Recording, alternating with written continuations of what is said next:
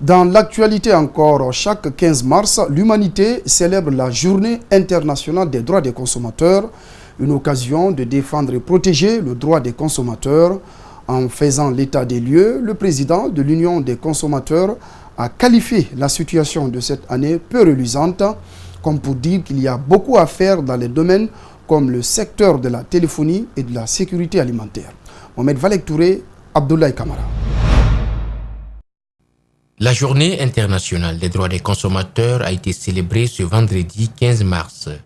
Une journée qui intervient à un moment où les marchés sont inondés de produits impropres à la consommation. Une situation qui semble peu reluisante pour le président des consommateurs. Le thème retenu cette année qui a été adapté à l'unanimité au plan international, c'est les produits connectés de confiance. Les études ont montré que l'essentiel des produits aujourd'hui se trouve connectés à l'Internet et reçoivent des données et transfèrent aussi des données.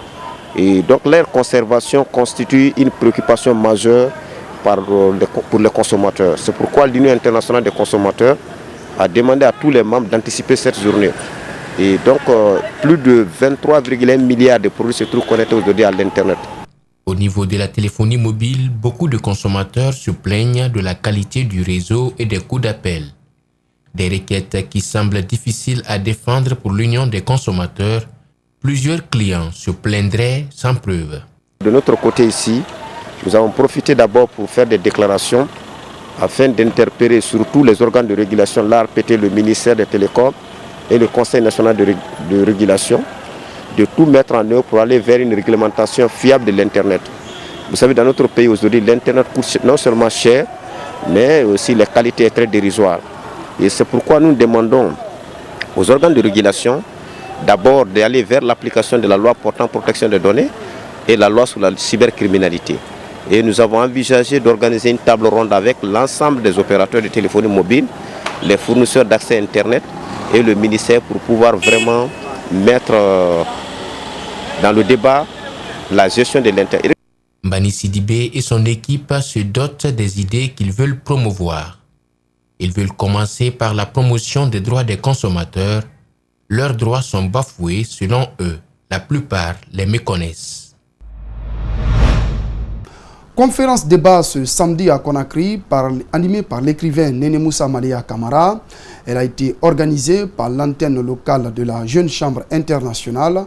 Objectif, raffermir nos liens sociaux pour une paix durable. Compte rendu, Mamadou Kalisso, Aboubakar Din Kamara. Sociologiquement, la Guinée est une famille, soutient l'écrivain Néné Moussa Maléa Kamara. Pour le justifier, il prend l'exemple sur deux communautés, les Wassolonké, issus de l'union entre Peul et Malinké, et les Mourianais, qui sont eux, issus de la rencontre entre les Soussous et les Malinké. Pour lui, tous ces facteurs font que les Guinéens sont indivisibles. Malheureux est celui-là qui pense que la Guinée, c'est comme les autres pays, et elle peut s'effriter du jour au lendemain à cause simplement d'un mauvais politique qui dit qu'il faut suivre l'ethnie et non la nationalité. Ça, c'est très ridicule.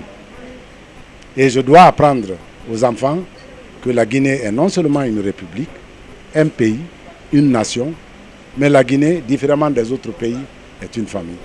La religion, la langue, le nom des familles ne sont pas des facteurs de division. Il appelle les uns et les autres à mettre en avant ce qui nous unit. Tenez-vous les mains, aimez-vous les uns les autres, refusez de suivre les vieux qui ne suivent pas le bon chemin, acceptez de vivre ensemble en paix. Le ministre de l'Unité nationale et de la citoyenneté qui a présidé la rencontre apprécie le thème débattu et le public ciblé. Il invite les citoyens à se remettre en cause quotidiennement. Est-ce que nous accomplissons tous nos actes de citoyens? Est-ce que nous sommes des acteurs et des vecteurs de l'unité nationale? Est-ce que ce que nous faisons tous les jours cadre et conforte l'unité nationale? Et donc, lorsque cette thématique anime une conférence, et une conférence en plus portée par les jeunes, qui sont les relais dans les foyers, dans les écoles, dans la vie, je pense que c'est extrêmement important. Pour de nombreux observateurs, le tissu social guinéen est profondément déchiré. Cet écrivain pense le contraire. Il estime que ce sont des politiciens véreux qui jouent sur la fibre ethnique pour leur intérêt personnel. Présenter les résultats des différentes activités, exposer les problèmes rencontrés au niveau des différentes structures sanitaires, la proposition de solutions et enfin se fixer des objectifs pour le prochain trimestre. Tels ont été les points auxquels les responsables de santé de la région de Kindia se sont penchés pendant 4 jours dans la dite localité. Au terme des travaux, le GIZ, partenaire du gouvernement, a promis d'appuyer les autorités dans l'exécution des recommandations. Mamadou Sadio Badé, explication. Certains ont produit un monitoring classique, d'autres se sont vus confier celui amélioré. À partir de données qualitatives et quantitatives, des indicateurs phares comme le programme élargi à la vaccination, la consultation primaire curative et la planification familiale ont montré des insuffisances à corriger. Il faut que tous les enfants soient vaccinés. Deuxièmement, que ces femmes en grossesse soient vaccinées et soient suivies pour éviter les mortalités maternelles. L'évolution vers la couverture sanitaire universelle suscitera une demande accrue en médicaments. C'est là que les partenaires seront sollicités pour un appui. Pour sa part, le gouvernement est conscient que le recrutement du personnel doit être renforcé. Mais puisque c'est déjà identifié et que l'État encore, c'est sûr, cette année, probablement va permettre le recrutement de nouveaux personnels de santé, je pense que ça fait partie des gaps qu'on peut combler. Le GIZ assiste le ministère de la Santé sur plusieurs points stratégiques cités ici par son conseiller technique. Il y a les supervisions, il y a les autres activités de coordination, il y a l'appui pour le développement des soins ou de l'amélioration des services de santé, il y a les activités de création de la demande de la santé communautaire, il y a les activités d'appui pour l'amélioration de la qualité des prestations dans les structures sanitaires. Des préfectures comme Tilimélé, où la desserte en électricité est quasi inexistante, des solutions palliatives sont nécessaires. D'accélérer le redéploiement des réfrigérateurs solaires pour les postes de santé, et le remplacement ou la réparation des réfrigérateurs des centres de santé de Senta, de Gougoudjé, de Sarekali et de Daramaniaki qui ont vraiment impacté sur nos résultats.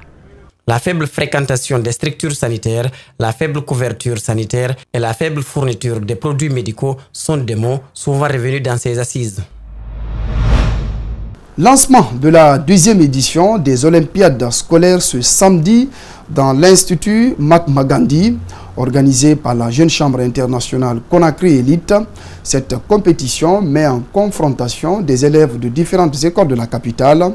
Et ça tombe bien, l'association a choisi un thème important, la migration irrégulière, pour dissuader cette couche juvénile très vulnérable à ce fléau. Abdourahmane Ba, Ibrahima Souri 5 Souma. Quoi de plus efficace que des conférences, des concours art oratoire, concours de dissertation, pour occuper un jeune élève et l'apprendre à tirer des leçons sur la migration irrégulière? Cette option, la Jeune Chambre internationale Conakry Elite l'exploite pour cette 2e édition des Olympiades scolaires 2019. D'abord, il faudra reconnaître que l'école, c'est le plus grand milieu qui favorise la communication, le changement des comportements. Nous prenons conscience et nous savons que les actions des uns et des autres devront contribuer à sensibiliser la jeunesse pour qu'ils arrêtent, pour que les jeunes arrêtent de se lancer dans la voie de l'immigration. De nos jours, la migration irrégulière est un phénomène qui affecte toutes les couches sociales, mais la solidité de l'arbre ne tient que sur celle de ses racines. L'objectif, c'est quoi? C'est de faire de ces élèves des ambassadeurs dans leurs familles respectives. C'est la couche la plus facile à manipuler. On suppose qu'elle n'a pas encore atteint un certain nombre de maturité pour pouvoir peser le pour et le contre de la migration irrégulière. Un panel s'est tenu à cet effet. Élèves et encadreurs se réjouissent de la portée du message dans le milieu scolaire, directement concerné par le phénomène de la migration irrégulière. La leçon que j'ai tirée dans cette compétition, je peux dire que la migration n'est pas vraiment bonne. La plupart du temps, c'est avec les pirogues qu'ils traversent la mer. Il y a des viols, surtout pour les femmes. Et vraiment, je conseille aucune femme à le faire. Ce genre d'initiative au sein de notre établissement pour démotiver les enfants, pour leur pousser à croire qu'ils peuvent réussir en restant ici. L'essentiel, c'est de bien travailler. Après cette compétition interécole, la JCA et Conakry Elite projettent différentes activités, notamment le projet Am Africa.